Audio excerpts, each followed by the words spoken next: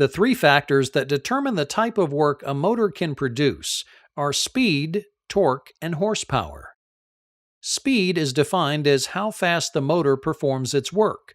For example, a shaft can rotate slowly or quickly. The typical units of measurement for rotational motor speed are revolutions per minute or RPM. Work is defined as a force applied over a distance.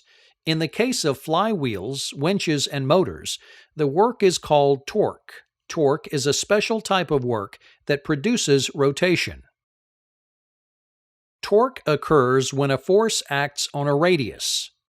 Typical units of measurement for torque are pound-foot. The torque illustrated here is equal to 1 pound-foot. Horsepower is defined as the rate at which work is accomplished. Years ago, before motors were invented, most work was accomplished manually. It was estimated that one horse could accomplish approximately 33,000 pound-foot of work per minute, and thus the term horsepower was born. In modern terms, horsepower is simply another unit of measurement for power and can be translated into watts, BTUs, joules, or any unit of power. Units that measure motor power are typically in horsepower or watts.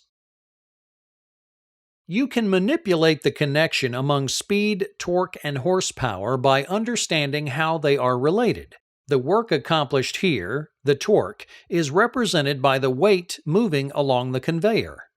If torque remains constant, speed and horsepower are proportional. As the speed, or RPM, increases, horsepower increases to maintain constant torque.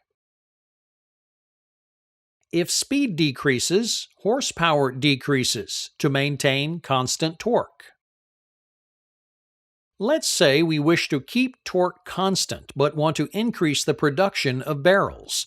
If the torque or number of barrels on the conveyor belt remains constant but speed increases, then the horsepower of the motor also increases. In other words, a more powerful motor is required to produce the same amount of torque more quickly.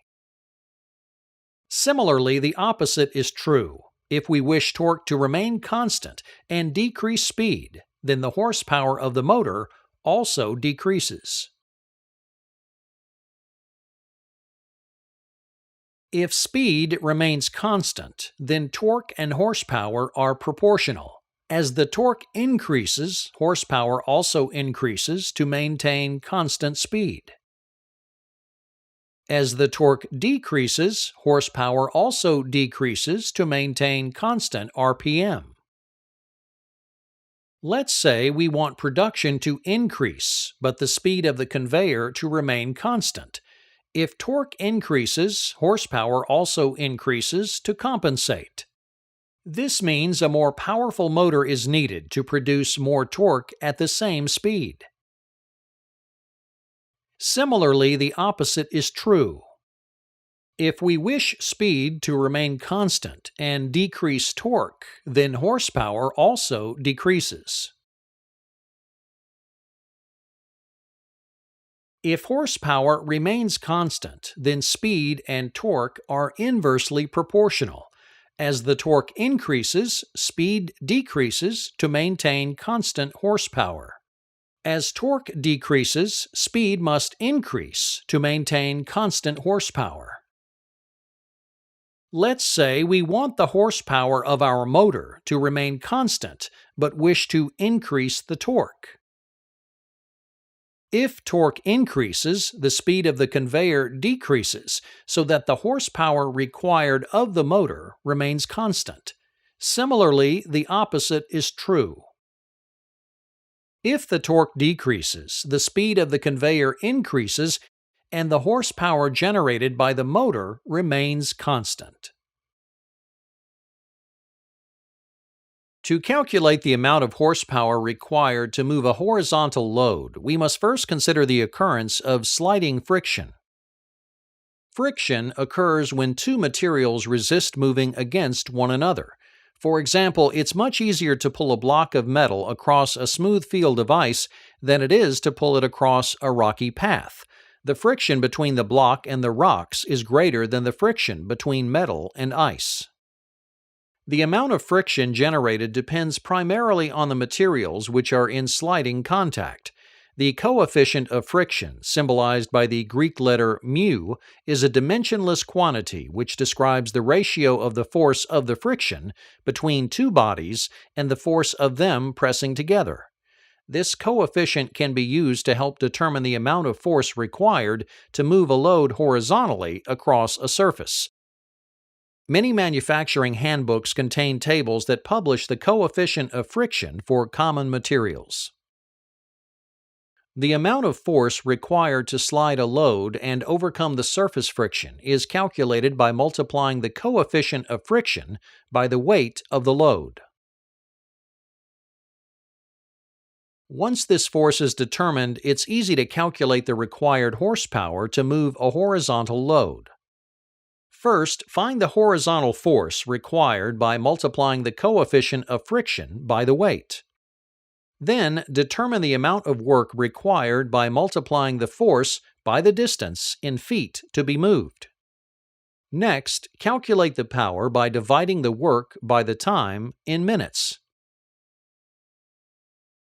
Then, convert to horsepower by dividing the result by 33,000. Finally, add 5% to compensate for estimated friction losses in the motor or cylinder. Let's try an example. Assume the barrel weighs 100 pounds. The coefficient of friction between the belt and the platform is 0.3, and the barrels move 20 feet in 0.1 minutes. We can determine the horsepower required of the conveyor motor by accomplishing the following calculations. First, find the horizontal force required by multiplying the coefficient of friction by the force of the weight, which is 100 pounds. In this system, the horizontal force is 30 pounds. Then, determine the amount of work required by multiplying the force by the distance, 20 feet. For this system, the work required is 600 foot-pounds. Next, calculate the power by taking the work and dividing by the time, 0.1 minutes. The power is equal to 6,000 foot-pounds per minute. Then, convert to horsepower by dividing the result by 33,000.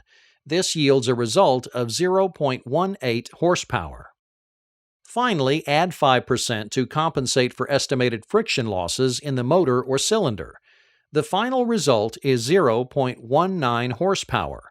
With this result, system designers can ensure the right size motor is available to operate the conveyor. If the distance to be traveled isn't on a horizontal surface, the angle of the surface must be taken into account. To determine the total force required, we must add the force required to raise the load to a higher elevation with the force required to overcome the friction. The total force is equal to the weight times sine A plus the weight times the coefficient of friction times cosine A. Once these two forces are combined, we can continue with the same steps used previously to calculate the size of the motor required. First, find the horizontal force required by adding the force required to raise the load to a higher elevation with the force required to overcome the friction. In this system, the horizontal force is 75.98 pounds. Then determine the amount of work required by multiplying the force by the distance, 20 feet. For this system, the work required is 1,519.6 foot-pounds. Next, calculate the power by taking the work and dividing by the time 0.1 minutes. The power is equal to 15,196 foot-pounds per minute. Then convert to horsepower by dividing the result by 33,000. This yields a result of 0.46 horsepower. Finally, add 5% to compensate for estimated friction losses in the motor or cylinder. The final result is 0.48 horsepower. With this result, system designers can ensure the right size motor is available to operate the conveyor on an incline. As expected, it takes a stronger motor to move weight up an incline than on a horizontal surface. The relationships among horsepower, speed, RPM, work, power, and force allow technicians and system designers to determine the appropriate characteristics of motors, cylinders, and other fluid system components required to operate any system.